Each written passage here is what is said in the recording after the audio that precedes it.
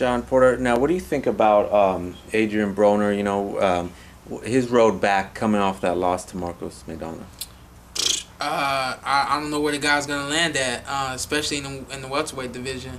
I think Maidana showed that he really can't take a punch from a true 147-pound fighter, and so I don't know what he's gonna do, where he's gonna go, but I do wish him the best. Maidana showed that Broner can't take a 147-pound punch. I mean, we saw the fight, so.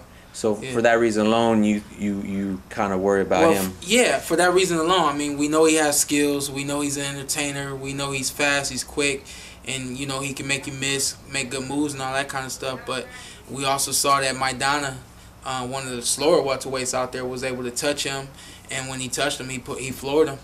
Yeah. What do you think if they rematch? Is that too soon for Broner? I don't know, man. I'm gonna be honest with you. I don't care. I'm on my own path. I'm on my own voyage right now, and I kind of pay attention to who's doing what as far as who's fighting, but I try to pay attention more so to my career and what I have going on day to day, because what I do is not easy. What about you and Maidana? You've had to have thought about that. Oh yeah, I mean, as soon as the fight was over, I was like, that's a guy that we need to go after. My dad and I feel the same way about it. We want that fight. I'll say it point blank and simple. We want to fight with Marcos Maidana. We know we have what it takes to win that fight and unify those titles. I talked to your dad. He, asked him who would be tougher for Floyd Mayweather, Amir Khan or Marcos Maidana. He said, well, Amir Khan would take more chances. And I said, could you explain that? Because Maidana's the type of guy, he comes forward, takes chances. He said he only does that against guys who led him.